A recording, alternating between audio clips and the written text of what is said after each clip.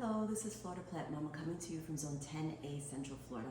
Today I'm going to be preparing a Calendula Lavender whipped butter slash salve made from scratch with my own homegrown products minus the organic shea butter that I've purchased, the organic beeswax that I've purchased, okay, and the grapeseed oil.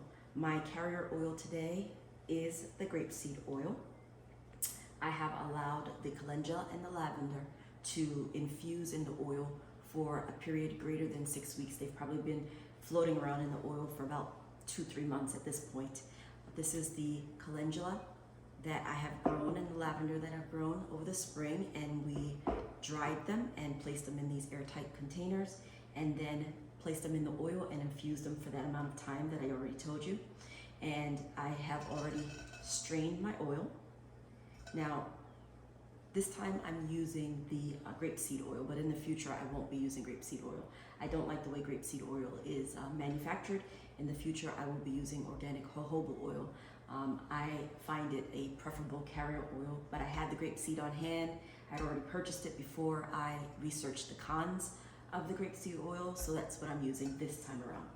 I've already measured out 2 cups of the infused oil. We've got 8 tablespoons of the beeswax and 4 tablespoons of the shea butter, organic shea butter. I've created a hot water bath so that I can melt these items together. You need a hot water bath because if you want to do a double boiler system to avoid burning the calendula infused oil and eliminating the beneficial properties. So let's go ahead and get this on the burner. Just going to lower the heat a little bit here and place my calendula oil on top of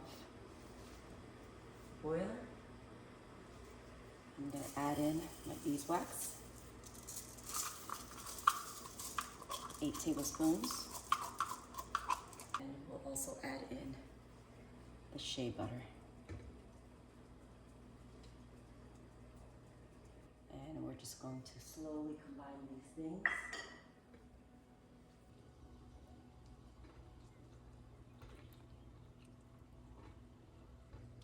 So we do it very, very slowly. We want this to combine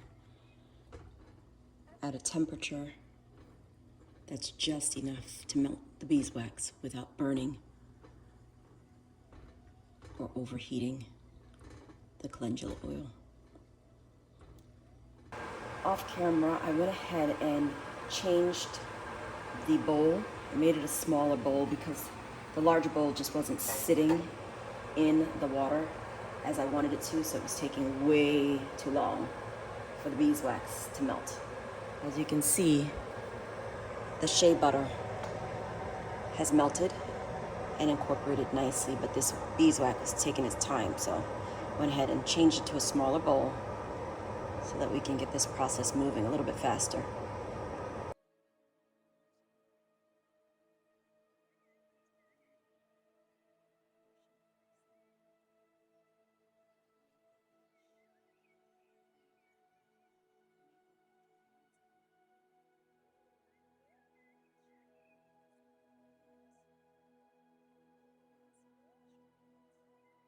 Okay, look at that. That is incorporated, so we can take it off the heat now.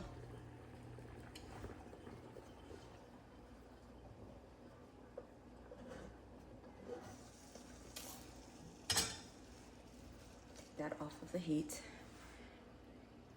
and we will allow it to cool.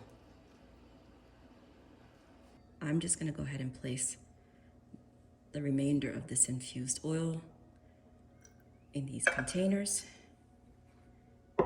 and they will be ready to use for the next batch of whipped butter.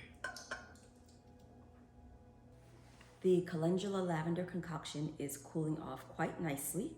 I'm going to wait until it has completely cooled off before I whip it into a butter.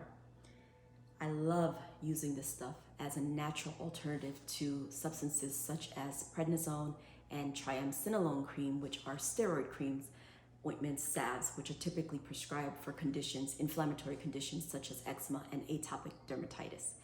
This stuff actually works wonders for those conditions because it promotes wound healing and reduces inflammation. It makes the skin supple, makes the skin soft, and it heals wounds very quickly. Prednisone, triamcinolone, topical steroids definitely have their place in acute flare-ups of inflammatory skin conditions. However, their long-term use is not recommended. With long-term use of those medications, you can have damage to the skin caused by thinning of the skin or atrophy, as well as impaired wound healing of the skin. So those medications are not recommended for long-term use, but maintenance is required for conditions such as atopic dermatitis and eczema and dry skin. So if you need to use something for a long time and don't want the cons of those prescribed medications, this is a very healthy and natural alternative. And in my opinion, that's a win-win. Finally, we are cool and we are ready to whip.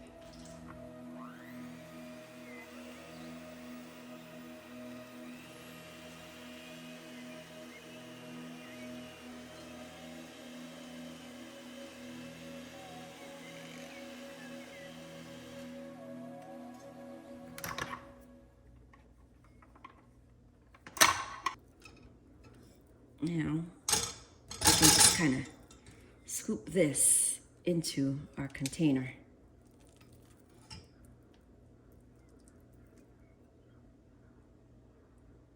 Look at that buttery goodness. So I'm just gonna go ahead and get these in our containers. We'll be good to go. Thank you so much for joining me on the completion of this whipped butter recipe. I hope you will venture to make your own whipped butter in the near future, and I hope that you've enjoyed this video. I appreciate your views. I hope you like, I hope you subscribe, and I will see you for the next one.